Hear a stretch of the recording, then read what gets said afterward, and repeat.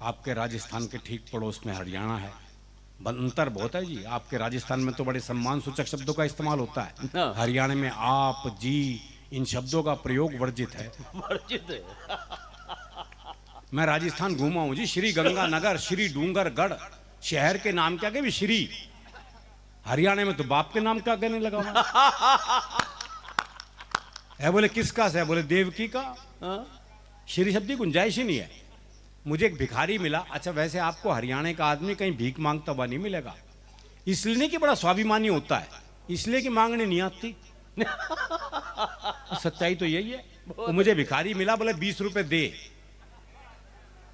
बताओ ऐसे वो कौन देगा। 20 रुपए दे। अच्छा कसूर उसका भी नहीं है, भाई दीजिए शब्द है ही नहीं हमारे यहाँ। हाँ। है बोले 20 रुपए दे। मैंने कहा भाई क्या करेगा, बोले चाय पीऊंगा। मैं कहा चाय तो 10 रुपए की आती है। बोला तू नहीं पीवेगा मेरे साथ।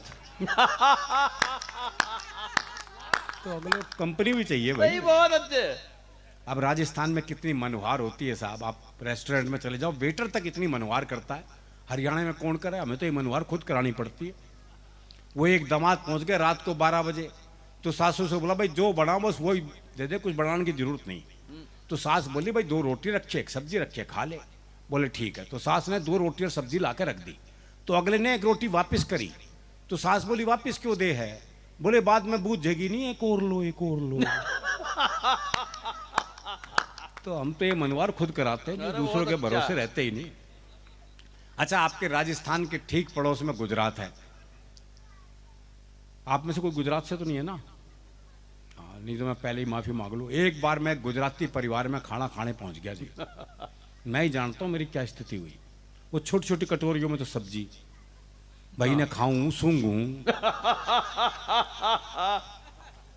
वो जामन जितना दही। बोले दही लो जी दही। दही। अब हरियाणा में अब तक कटोरा भर के दही नहीं मिले तो काहे की दही। मैं सही बता रहा हूं सर, राजकोट की घटना है। पहला फुल्का ये साइज था फुल्के का, गोलगप्पे जितना। मैंने सोचा ही 35-40 खाऊं जब जाके बात बनेगी, लेकिन अगला तो मेरे से भी ऊंची चीज था। 5वां फुल्का देते हुए बोला ये तो लेना ही पड़ेगा।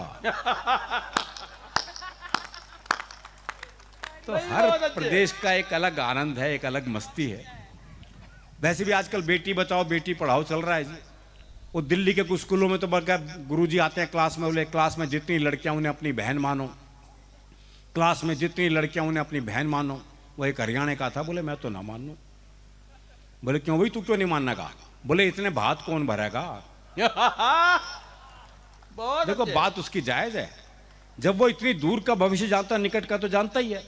वो क्लास में टीचर ने सवाल कर दिया, बोले मैंने तुझे थप्पड़ मारा, इसका भविष्य काल बता।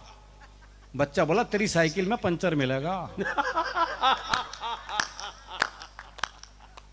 वो एक बच्चा 3 दिन तक स्कूल नहीं आया। चौथे दिन स्कूल पहुंचे तो मास्टर ने पूछा, बोला भाई 3 दिन से आया क्यों नहीं। बोला जी हमारी भैंस ने काटड़ा दिया है। काटड़ा समझते हैं ना। हाँ भैंस के छोरे को कहे हैं। भैंस का छोरा। बोला जी हमारी भैंस ने काटड़ा दिया है। तो मास्टर बोला भाई इसमें क्या खास बात हो गई। बोले खास नहीं तो तू दे के दिखा। तो इन बच्चों से बहस कर ही नहीं सकते। वो टीचर ने सवाल कर दिया, बोले मान लो तुम्हारे पास 10 लड्डू हैं। बोले कैसे मान लो जब है ही नहीं।